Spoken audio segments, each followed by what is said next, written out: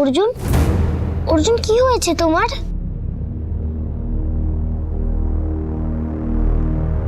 অর্জুন, অর্জুনকে কতবার ডাকলাম, অর্জুন শুনলই না, চলে গেল। অর্জুন তো কোনোদিন এরকম করে না, কিছু একটা হয়েছে অর্জুনের। সোনারূপা, অর্জুনের মন খারাপ, তাই ও তোমাদের কথা শুনতে পাইনি। অর্জুন আপসেট কেন? মা, পিপি, কি হয়েছে?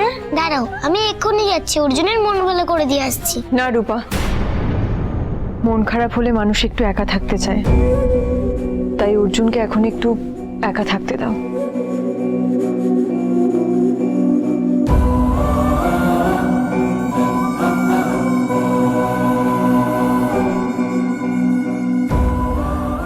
অর্জুন, ও তোমার নিজের ভাই। আমি আমার বুকে হাত দিয়ে বলছি দীপা, আমার সন্তান। তুমি তোমার খোকাকে জিজ্ঞাসা করো, সব জানে সমুদা। দীপা, দীপা আজকে কি তিস্তা, তুমি এখানে? কি ব্যাপার, কি হয়েছে দীপা? খোকা জেঠু, একটু এদিকে আসুন।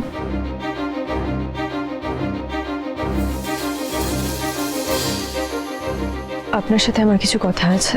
কি কথা? বলবো, সব বলবো, তারপর আপনি সব বলবেন, আর চুপ থাকবেন না প্লিজ। পৃথা ম্যামকে আপনি চেনেন?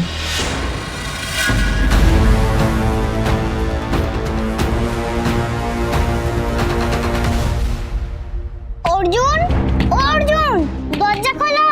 অর্জুন প্লিজ দরজা খোলো, প্লিজ অর্জুন দরজাটা খোলো, দেখো তোমার জন্য আমরা খাবার নিয়ে এসেছি, খেয়ে নাও প্লিজ। তুমি না খেলে কিন্তু আমি আর হিংসু কুটিও খাবো না। প্লিজ অর্জুন খোলো দরজাটা, আমরা কিন্তু কেউ খাবো না।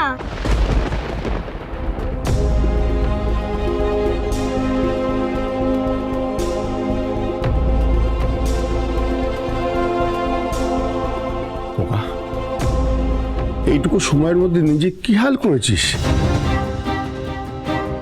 তুমি তোমার খোকাকে জিজ্ঞাসা করো, সব জানে সমুদা। তুই তো কোনো দোষ করিসনি, তাহলে তুই কষ্ট পাচ্ছিস কেন?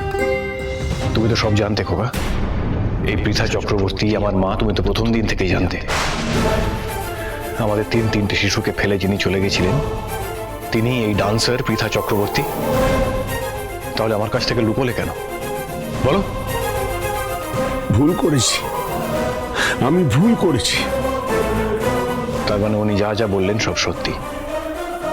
উনি আমাকে জন্ম দিয়েছেন, আমাদের সবাইকে কাঁদিয়ে যিনি চলে গেছেন তিনিই এই পৃথা চক্রবর্তী।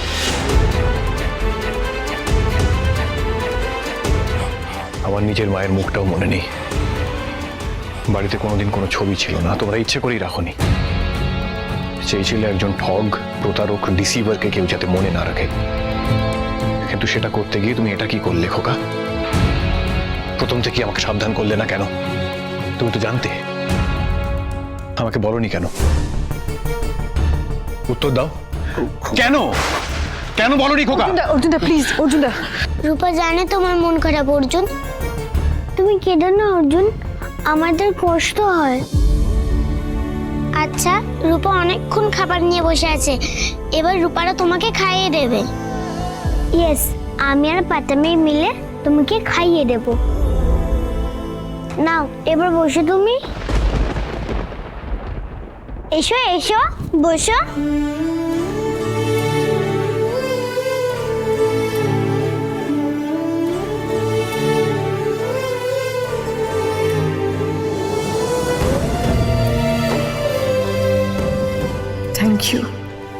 থ্যাংক ইউ সোনারূপা, তোরা আজ একদম ঠিক কাজটাই করছিস।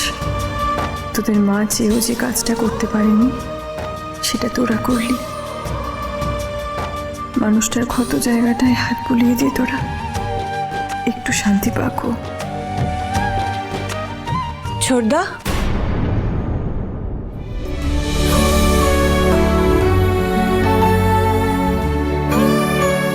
না তুই এখন এখানে?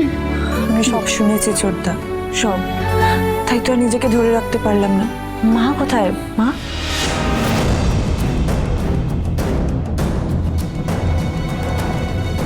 বুঝতে পেরেছি তোর রাগ এখনো কমেনি। নিজের ভুল বুঝতে পেরে যখন ফিরেই এসেছে তখন আর তাকে দূরে সরিয়ে রাখিস না। যত যাই হোক উনি তোমাদের মা হয়। না, তোমাদের মা কোনোদিন কেউ ছিল না, থাকবেও না।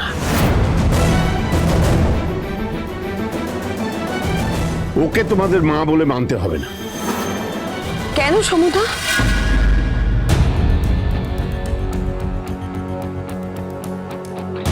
কেন?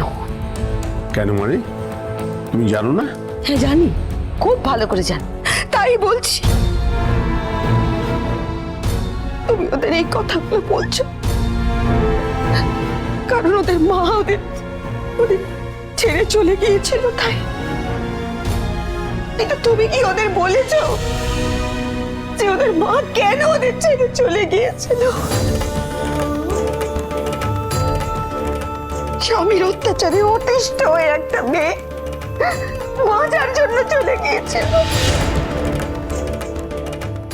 মিথ্যা কথা, মিথ্যা কথা বলছো তুমি। কি বললে? মিথ্যে কথা? হ্যাঁ, মিথ্যে। না, মিথ্যে কথা নয় রমুদা, মিথ্যে কথা নয়। আচ্ছা দীপা, দীপা তুমি বলো তো, একটা মেয়ে যদি তার অতীতের কালী মাখা বিভীষিকাময় দিনগুলো ভুলে জীবনটাকে নতুন করে শুরু করতে চায়, আর সেটা মস্ত বড় অপরাধ। যেখানে সুখ তো দূরের কথা, এক ফোঁটা শান্তি ছিল না, সেই জায়গাটাকে যদি ছেড়ে চলে এসে থাকি তাহলে কি আমি মস্ত বড় পাপ করেছি।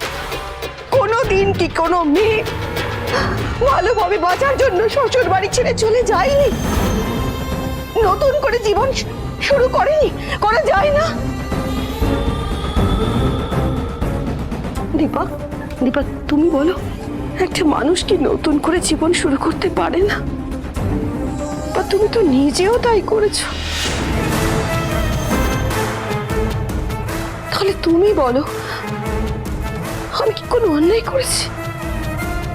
দুটো বাচ্চা মেয়ে এখানে উপস্থিত রয়েছে, তাদের সামনে সব কি নাটক হচ্ছে? হিংসুকুটি, চলো তুমি আমাকে এখান থেকে নিয়ে চলো। আই এম সরি, আমি এক্সট্রিমলি সরি। আসলে আমার মনে রাখা উচিত ছিল যে সোনার রূপা এখানে আছে, কিন্তু তোমরা বিশ্বাস করো আমার সত্যি আর অন্য কিছু ভাবার মতো মানসিক অবস্থাই নেই। আমি জানি দীপা তুমি খুব সেন্সিটিভ, আর তুমিও একটা মারাত্মক ট্রানজিশনের মধ্যে দিয়ে যাচ্ছ, তাই আশা করি একবার তো তুমিই বুঝবে যে আমি কোন সিচুয়েশনে পড়ে আছি। আপনি দীপার সঙ্গে নিজের তুলনা করবেন না।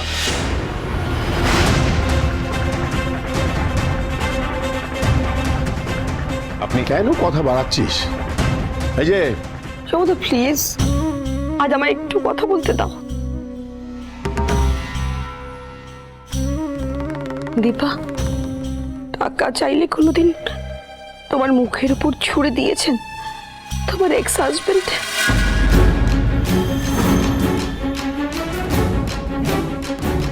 কোনোদিন মারধর করেছেন, গায়ে হাত তুলেছেন? সব কি বলছেন আপনি? আমি জানতে চাইছি, আমি যেগুলো বললাম সেগুলো কি তোমার জীবনে ঘটেছে কখনো? না, কোনোদিনও না।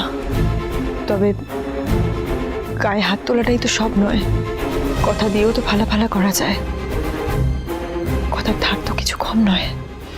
দীপাকে না আমি এই বাড়িতে দেখতে চাই, না আমার জীবনে দেখতে চাই। তার বউ নামে ডাকবে না আমাকে, ঘেন্না করে তোমার মুখে ওই নাম শুনতে, বুঝেছো? ঠকবাজ, চোর। তবে এখানে আমি বা আমার জীবনের কথা না তুললেই ভালো হয় পৃথা ম্যাম। কিন্তু আমি যা যা বললাম সেগুলো সবটা করতেন আমার হাজবেন্ড আমার সাথে।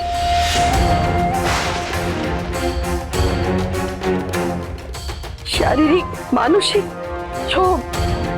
সব রকমের নির্যাতন করেছিল উনি আমাকে। তুমি বলো দীপা, তারপর তাকে ছেড়ে চলে গিয়ে আমি কি খুব অন্যায় করেছি বলো তো? এই তো সমুদ্র এখানে রয়েছে, বলো তুমি সত্যিটা বলো, ওদের বলো সত্যিটা তুমি প্লিজ। কি সত্যি বলবো? কি বলতে চাইছো তুমি? আমি সব জানি মানে? আমি কিচ্ছু জানতাম না, এই প্রথমবার শুনলাম এইসব কথা। আর শোনো, জোরে বললেই কোনো কথা সত্যি হয়ে যায় না। চোরের মায়ের বড় গলা। অর্জুনের বাবা এরকম কাজ করতেই পারে না, ও ভীষণ ভালো মানুষ ছিল। তারপর তুমি বলছো যে আমি মিথ্যে কথা বলছি? হ্যাঁ বলছো। দীপা, দীপা এগুলো সত্যি নয়। দীপা বিশ্বাস করো। সত্যিটা আমি বলছি সত্যিটা। অর্জুন, তোদের বাবার রোজগার ছিল খুব সীমিত, আর পৃথার চাহিদা ছিল আকাশচুম্বী। নিশ্চয় হয়ে গিয়েছিল ওর শখ আহ্লাদ মেটাতে। আর তুমি ওর না পারাটাকে নিয়ে ওকে দোষারোপ করে শেষ করে দিয়েছিলে। আমার ভাইয়ের মতো ছিল, মরেই গেল ছেলেটা।